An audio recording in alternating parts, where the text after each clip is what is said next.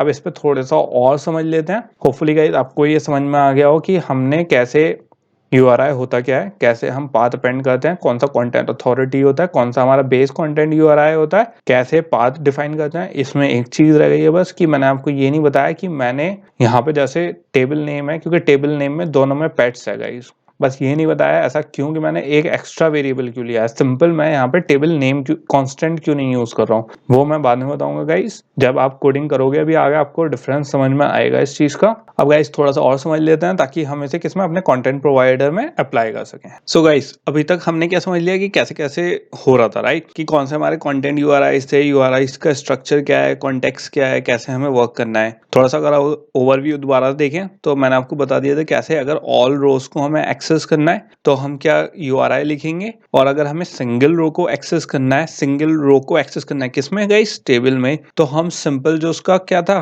Content था उसमें simple क्या दे देंगे, हमारे जो हमारी क्या है पूरी यूआरआई है उसमें सिंपल उसमें उसके इंटीजर वैल्यू जो आईडी की इंटीजर वैल्यू थी वो दे देंगे, उसके हिसाब से हम सिंगल रो एक्सेस कर लेंगे। अब गाइस लेकिन इसमें एक चीज ऑटोमेटिक है, जो हमारा बिहेवियर है किसका, कंटेंट यूआरआई का, वो किसके ऊपर डिपेंड करता है, जो हमारी कैटलॉग से हमें क्या मिले, रिसीव मिले, राइट, जो हमें एक्शन रिसीव मिलेगा उसी के, चाहे वो अब उसके तो उस पे बेसिस पे होगा गाइस कि या तो हमें पूरी किस पे टेबल पे वर्क करेगा, राइट, या फिर किस पे वर्क करेगा, इंडिविजुअल आईडी पे वर्क करेगा। तो दो रिस्पॉन्स है हमारे पास, ये दो रिस्पॉन्स जब कैटलॉग एक्टिविटी से आएगा कंटेंट रिजॉल्वर के थ्रू तो किस पे जाएगा गाइस, पेट प्रोवाइडर, और पेट प्रोवाइडर किस पे अप्लाई करेगा, जो हमारा डेटाबेस था उस पे, राइट। अब गाइस ये वाली चीज थोड़ी एक नया कॉन्सेप्ट बताने वाला हूं तो मैं इसलिए ओवरव्यू बता रहा था अभी, तो थोड़ा सा और गाइस यहाँ पे समझने की जरूरत है, एंड इसे बिल्कुल भी स्किप मत करना गाइस, क्योंकि अब इसके बाद हमें इसका बिल्कुल जो ये कंप्लीट करने के बाद जो अब लास्ट मैं यहाँ पे कॉन्सेप्ट बता रहा हूँ इसके बाद फिर हम कोडिंग इसको अप्लाई करेंगे एंड्रॉइड स्टूडियो में अपने, एंड अगर आप इसको स्किप कर दोगे गाइस तो ये समझ में नहीं आएगा। एंड डेटाबेस का बहुत इंपॉर्टेंट पार्ट है, इंटरव्यूज में भी बहुत पूछा जाता है क्योंकि बहुत बेसिक कॉन्सेप्ट है एंड बहुत टफ कॉन्सेप्ट है।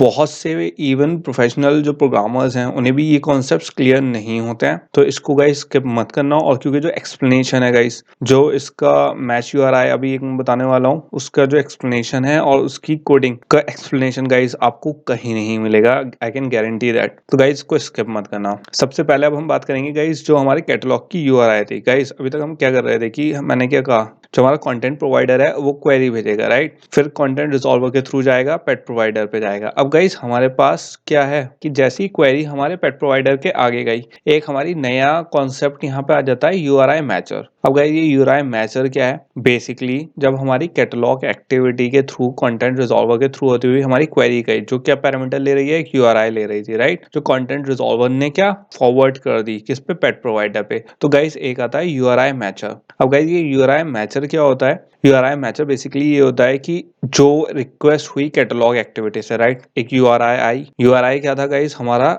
एड्रेस था किस चीज का, कि हमें टेबल में क्या ऑपरेशन परफॉर्म, किस पे ऑपरेशन परफॉर्म करना है, रो पे या फिर पूरी टेबल पे, राइट। अब गाइस पेट प्रोवाइडर पे एक और जो हमारी क्या थी गाइस, डेटाबेस था और पेट प्रोवाइडर था, उसके बीच में एक और लेयरिंग है, लेयरिंग नहीं एक तरीके से आप ये सोच लो एक मेथड है। ये मेथड क्या काम करेगा, क्योंकि गाइस कोई ना कोई एक्शंस तो परफॉर्म होंगे, हमारे पास दो एक्शंस है गाइस, एक तो एक्शन एक्स है, एक एक्शन वाई है। एक्शन एक्स हम किसको कह देते हैं कि जो हमारी पूरी टेबल पे वर्क करेगा, और एक्शन वाई किसको कह देते हैं, जो हमारी सिंगल पेट पे वर्क करेगा टेबल के, राइट। तो गाइस इन दो चीजों को आप डिटरमाइन कैसे करोगे, हमारा जो यूजर ने एक्शन भेजा है वो किस चीज के लिए भेजा है, राइट, तो उस चीज का जो मेथड जो इस चीज को प्रोसेस करता है वो करता है यूआरआई मैचर।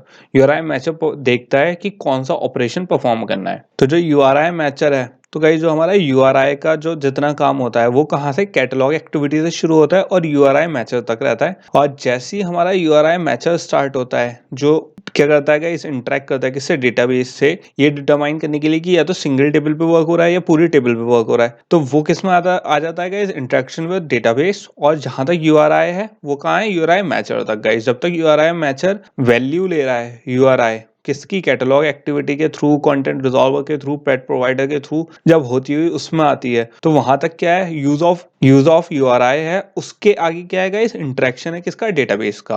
और एक चीज और गाइस, मुझे कुछ लोगों ने ये भी थोड़ा सा कहा है कि ये कंटेंट रिजॉल्वर क्या है सर, हमारे समझ में नहीं आया। तो गाइस ये content resolver basically, I thought कि सबके समझ में आ गया होगा। कंटेंट रिजॉल्वर कुछ और नहीं गाइस, जो हमारा हमने जो दिया था गाइस, क्या जो कंटेंट स्कीमा दिया था, उसके अथॉरिटी था, फिर उसके बाद हमने पैट्स, फिर उसकी वैल्यू दी, तो वही कंटेंट रिजॉल्वर है गाइस। कंटेंट रिजॉल्वर मतलब कि जो हम एक एड्रेस दे रहे हैं रिजॉल्व करने के लिए, जो हमारी कैटलॉग एक्टिविटी से एक क्या है, यूआरआई बना, जो यूआरआई है यही क्या है, हमारा कंटेंट रिजॉल्वर है। जो हमारा ये पूरा एड्रेस दे रहा है यही तो रिजॉल्व कर रहा है। रिजॉल्वर क्या हुआ गाइस, कि जो कंटेंट हमें चाहिए हमें वो रिजॉल्व कर रहा है, मतलब सिंप्लीफाइड कर रहा है। कंटेंट रिजॉल्व कौन कर रहा है, हमारा जो यूआरआई था। तो ये यूआरआई ही किसके कैटलॉग एक्टिविटी के थ्रू किस में जा रहा है, कंटेंट रिजॉल्वर में। कंटेंट रिजॉल्वर क्या है गाइस, ये जो यूआरआई बनता हुआ जा रहा है। इसके बाद किस में गया, पेट प्रोवाइडर में गया, पेट प्रोवाइडर से यूआरआई मैचर में गया, यूआरआई मैचर से डेटाबेस से इंटरेक्ट करा, जो भी रिस्पॉन्स मिलेगा वो दोबारा ऐसे ही वापस चला जाएगा। ये चीज हमने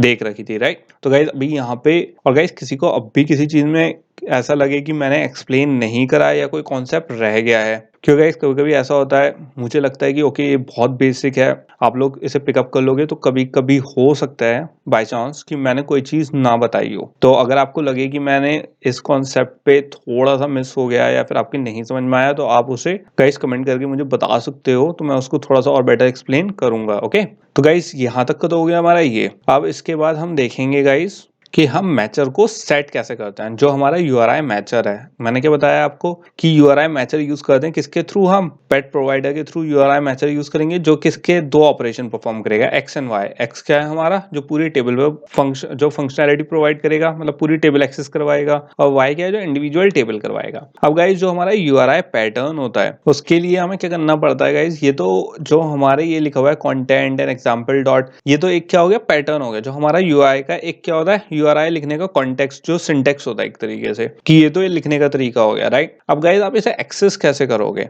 इसको एक्सेस करने के लिए, क्योंकि अगर इसमें आपके पास दो ऑपरेशंस थे, राइट, या तो जो अगर आप इसका पहला पैटर्न देखो, जो context com dot example dot pets, and यहाँ पे क्या आ गया, पेट्स। तो गाइज अगर आप यहाँ पे नोटिस करोगे, पेट्स पे खत्म हो गया, राइट, जो टेबल का नेम था। तो इसमें तो हमने पूरी टेबल एक्सेस कर ली, तो इसमें हमें कुछ करना ही नहीं है। अगर आप इसका सेकंड पैटर्न देखो, तो गाइज यहाँ पे हमारे पास एक सिंबल है, जो हमारी पेट्स टेबल थी, पेट्स टेबल के अंदर एक और सिंबल है एक्स्ट्रा। तो गाइज यहाँ पे ये वाला कौन सा पैटर्न है, जो मैंने बताया था कि हमें इंडिविजुअल क्या, टेबल के इंडिविजुअल आईडी को एक्सेस करना है, अगर कि जैसे मुझे सेकंड रो को एक्सेस करना है, तो उसके लिए क्या पैटर्न होगा, यूआरआई का वो। तो गाइज इसकी हेल्प से हम क्या करते हैं, सिंबल की हेल्प से एक्सेस करते हैं। इस सिंबल को बेसिकली क्या कहते हैं, एक वाइल्ड कार्ड कहते हैं गाइज, कि ये हमें हेल्प करता है क्या, एक्सेस करने में। ये सिंबल एक तरीके से आप प्लेस होल्डर सिंबल समझ लो गाइज, कि क्या कह रहा है यहाँ पे, क्या कर रहा है कि यहाँ पे अभी इसके आगे एक क्या इंटीजर नंबर है।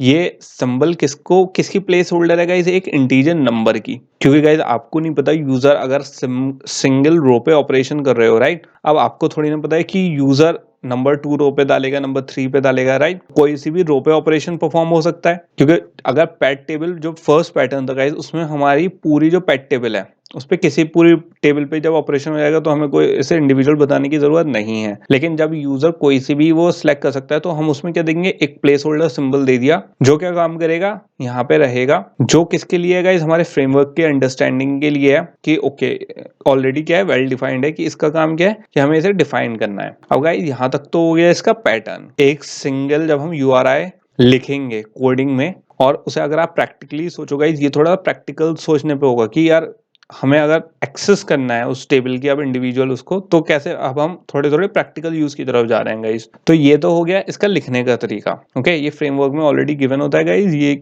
सिंबल किस लिए यूज होता है, हमारी एक प्लेस होल्डर के लिए यूज होता है, और ये क्या होल्ड करता है, यहाँ पे इंटीजर, कोई भी एक इंटीजर वैल्यू होल्ड करेगा, जो भी यूजर देगा, जिस रो पे भी हमें क्या ऑपरेशन परफॉर्म करना है, उसका इंडेक्स या आईडी वो दे देगा। अब एक दूसरी चीज गाइस, अब जैसे यहाँ पे हमें इन दोनों को एक्सेस करना है यूआरआई पैटर्न्स को, राइट। अब तो गाइस हमेशा हम इसे पूरा तो नहीं लिख सकते, तो इसके लिए हम क्या करते हैं, कोड असाइन कर देते हैं। कोड असाइन करने से क्या बेनिफिट होता है गाइस, कि हम सिंपल अब आप ये सोचो URI मैचर कैसे डिफाइन करेगा कि जो चीज उसे मिल रही है वो टेबल में कैसे ढूंढेगा।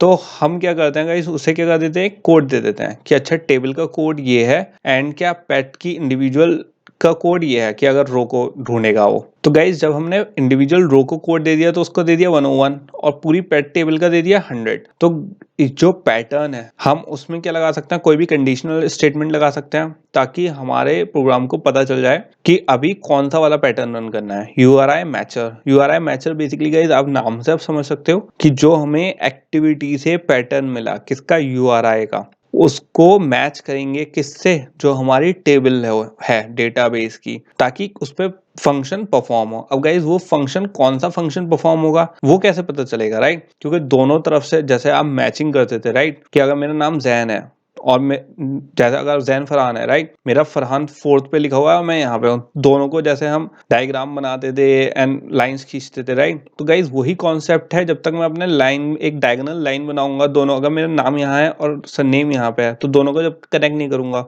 वो चीज मैच नहीं होगी, राइट। तो गाइज ऐसी जो है हमारा ये वर्क करेगा, ये हम इसे कंडीशनल ऑपरेटर लगा के पैटर्न को कोड से मैच कर देंगे। तो इससे हमें बेनिफिट क्या होगा कि जो हमारा यूआरआई जो मेथड था मैचर वाला, तो वो पैटर्न को रिकॉग्नाइज कर सकता है गाइस। तो इसको कोड का इम्प्लीमेंट देखेंगे गाइस कि कैसे वर्क करेगा।